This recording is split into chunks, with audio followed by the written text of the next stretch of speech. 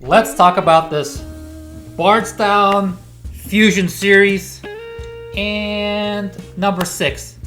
Now, I know this is not the latest one, but hey, I'm kind of late on this Bardstown stuff, so might as well go back and whatever's at the store. First of all, bottle's looking good. Nice clean type here. You can see around the back, it's called the Fusion Series. Little atoms are fusing together. Why is it Fusion Series? Well, from what I understand is Bardstown is a new distillery and their stuff is kind of young. Too young to be put out. Which my local distillery, the Cincinnati distillery, doesn't understand that. I bought a 2-year-old single barrel from the Cincinnati distillery. It's like, oh, my hometown, I'll go support them. Bought it. It tastes like fire. And I looked, the thing was like $60, and I looked at the thing, it's like, oh, it's 2 years old. These people know what they're doing. They have their stuff with like on here you can tell that it's a mix. They call it Fusion Series because it's a mix, right? Their stuff is too young, so they're gonna pair it with something that's a little older, so they can have a proper release that doesn't taste like Dookie, right? All right, so both their Bardstown things are 3 years. They have. Looks like majority this first one, 56%, 3 year. The 75% corn, 21% rye, 4% malted barley, 3 years, 56%. Then again, they have another. I think that's like another mash bill. Bardstown, 3 years, 75% corn. This time, 15% rye, 10% malted barley. And the most important, most interesting thing is The mystery. the mystery. 30%, 11-year Kentucky, 75% the mash bill. 75% corn, 30% rye, 12% malted barley. So before this video, we were looking up what could this be. So we have two candidates. Yeah, between the Jim Beam, there's It's a lot of different Jim Beams at that percentage. Mash bill Yeah, or wild turkey. exactly. So if any of you guys know what it is or speculate, put in the comments. I mean, the funny thing is, if they would have just put that on there, it's like whatever, I don't care. Like, it's not gonna Some take kind of anything. trade secret, I guess. But it's not like they just don't want to like advertise other brands. I get it, like because they're very like about like precious about their corporate. But like, if you're already being this transparent about what's in this bottle, why not go all the way? Because like, if you like this, and you like this brand, you're not gonna go to like, oh, I'm just gonna drink the whatever the 30% is, you know? Right. Or maybe you will. I don't know. All right, sealed bottle, fresh crack. Let's get into it. Oh, yeah, it's pretty good, huh?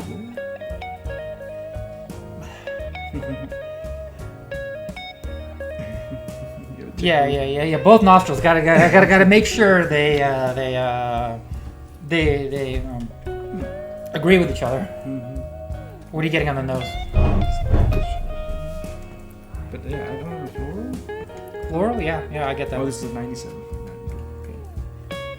So yeah, you it's more don't get fruity hit. Yeah, it's very fruity. It may be a little raspberry. Or Because I something. thought it was almost higher proof than that. I do smell a little bit of rye. Instead of Was it one of them is higher in rye? yeah, the one of them's 21%. Majority, right? So it's Yeah, but Lex a little bit says heavier than that. no. Not really. Oh, the 56%. All right, you want to get into the palate? Yeah, sure.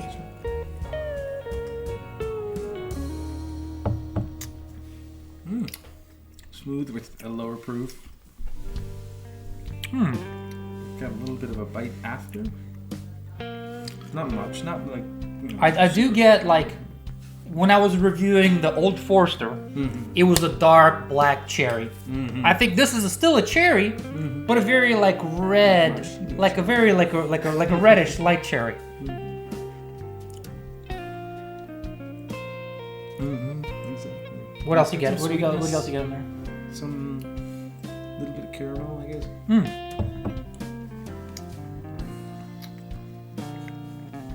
Almost maple syrup, but less than some of the others here. Just trying. You know, I don't know, like the way my palate, the way my tongue, and like my system works, my body system. It's like if I take a big gulp sometimes accidentally, I can only taste nothing but rye. Yeah. Like I have to do like a small but- little taste to like discern the flavors. But sometimes if I'm not careful, I just take a big swig or not, whatever. Not paying attention.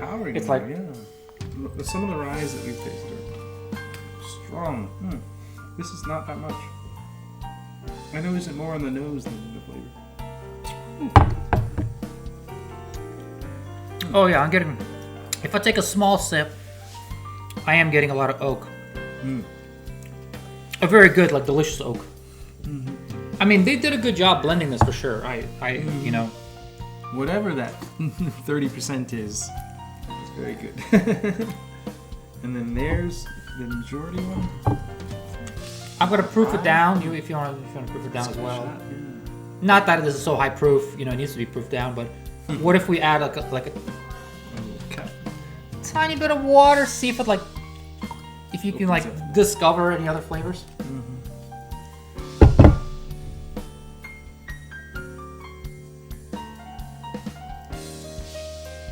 Oh yeah, there is. Now the oak is more obvious. And the other flavors are It does to me seem like because the oak is such a high presence. I would say maybe I'm gonna guess if the 30% is like a Knob Creek product or like a Jim Beam product, possibly because like all the Knob Creek stuff we try is like very oaky. There is a so, oak staves. It's like an 8 to the oak barrel plus some oak staves. All right, so besides like the young cherry, what else are you getting? You getting any kind of candy notes or something? Or like caramel and maple syrup. Not that strong and hard to pick out from everything else because the oak after water is kind of the main thing. And this is like, keep in mind, this is only like a neck pour. So it's probably going to change flavors over time. But I'll put it this way. A buddy of mine who loves bourbon, but he has a delicate palate. He hates high proof stuff. Hates high proof stuff. And he bought, not this one, he bought number 7. And he didn't like it at first, but as the bottle opens up, he eventually got into it, really loved it, killed it on his second bottle. So I mean, if you have a delicate palate, you're like a Blanton's type of person, I think this is good stuff. I mean, there is a bit of bite in the after. Towards the end, a little bit. Yeah. Well, I mean, you're not gonna get rid of it completely. I mean. I guess you didn't even notice it first. Yeah, there's a little bit of fire in the back of my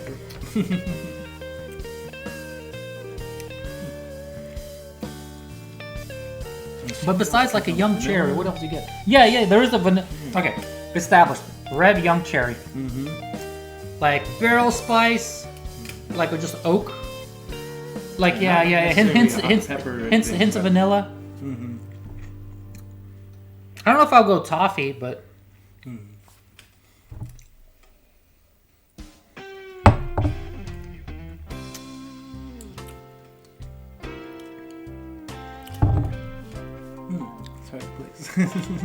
Yeah. Almost. It does. It does taste a little bit like a a little young. I mean, it has 2 blend. Okay, so like 56% plus 14. Okay, like 60. It's 70% of this bottle is only 3 years old. 3-year-old. So. If it was foolproof or something like that, you would taste like the youngest bite or whatever, It's like a young whiskey. But I can see why they kind of like proofed it down to, like 97 proof because try to like, you know what I mean? Keep the bite of the young whiskey down. It's a good call. I mean, from what I heard, I never done blending. From what I heard. blending is really hard. As an experiment, the only blending I've done, I think I mixed Weller Antique with Eagle Rare. Oh wow. It tasted okay. Whatever. I'm not an expert, but it's decent. I'll put it this way. I gotta think about like paying like a little $60. It's not 97.9 proof, right? So relatively low proof. Maybe because they're young. Well, they like because they probably want to do cask strength with only 3 years. You know what I mean? Like 3-year bourbon. That's probably like be too intense. Although I would say I do like Benchmark full proof. Yeah. What is that like? That's probably like that's probably 2 years old or something like that. And that's cask strength, I think. I didn't realize. Yeah. What else are you getting? I am getting a little cotton candy though. A little pink cotton candy, no? Right. It's sweet, but not too sweet. Yeah. It has a little burn at the end. It's not a lot. It's Overall, I think I'd give this a C. It's solid overall. Like you're not gonna be disappointed. It has like no like disgusting, nasty notes of any kind. Overall, just good, well-rounded. Nothing bad about it. If you're looking for something to knock your socks off, maybe it's not it, but we'll see what happens after a few years more, right? When they have their own. Yeah. Because this is number 6. They have number 7, 8. I think maybe after that they're done. But as far as this bottle, it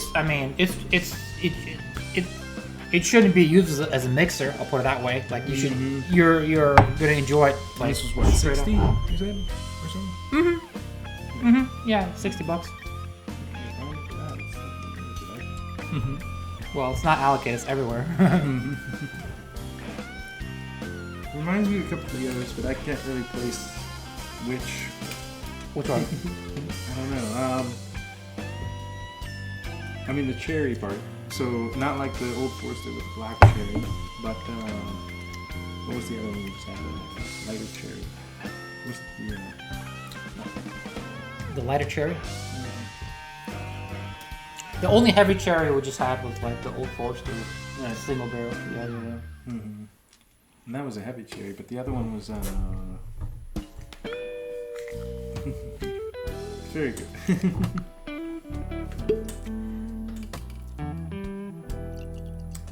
Well, at this point, it's more like more than a sampling. Try to discern like any kind of like other notes that besides the rye. Yeah, that's the thing. We had non-rye with cherry. This one has a little bit of rye and cherry balanced. You know what? Now I'm on the fence. I thought because the oak presence, it was like a Knob Creek product, but they could have added like some Wild Turkey to it, like a Wild Turkey single barrel or something like that. Turkeys? Yeah, like I'm sure Wild Turkey is like such a big distillery. They have 11-year like on tap that you could just throw in there, whatever, they could source it.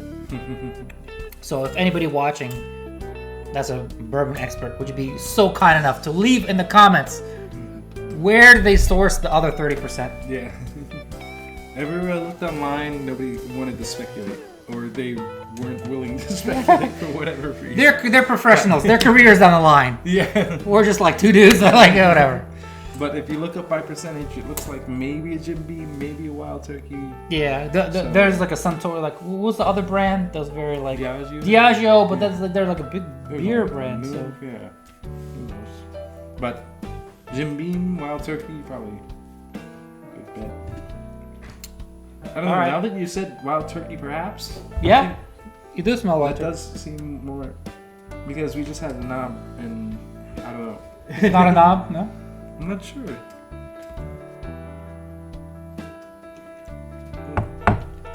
And anyway, it's very good. And for a blend especially. I mean, you know, Can't go wrong with that. I think that's amazing. I think my amazing. My only criticism would be like, well, you know what? There is. Now that I think about it, for $60. I mean, okay, so Knob Creek. 40 maybe. So Knob Creek 12. I mean, Knob Creek, like MSRP. I know it's hard to find, but Knob Creek or Eagle Rare and stuff like that's like for $60. Like then you get a 10-year-old thing. So you're mostly getting 3-year-old for $60. It's not a bad product. Don't get me wrong. It's pretty good, but I would like to see. You know, actually, I think the Fusion, like the 7, 8, or whatever, they have like they stepped up to the game. And the next Fusion they have is like Bardstown 4-year. 4 years. Yeah. Yeah, and then whatever, you know. But That's. I think okay, like if you're a bargain hunter. Like if you're a bourbon fanatic like me, whatever, I'll buy anything because I'm a sucker. But Percentages. So I'm a sucker. But if you're a shrewd customer, for $60, you probably should be getting like everything should be like around like 7, 8, 9 years old. right. So overall, my C minus, C plus, either there. What about you? I think I agree. It's not. Would you pay terrible. $60 for this? $60 is a Steep. question mark. A $40 price would maybe be. More appropriate, okay. Yeah. Take note, Bardstown. See. All right, cheers, man. But I like it.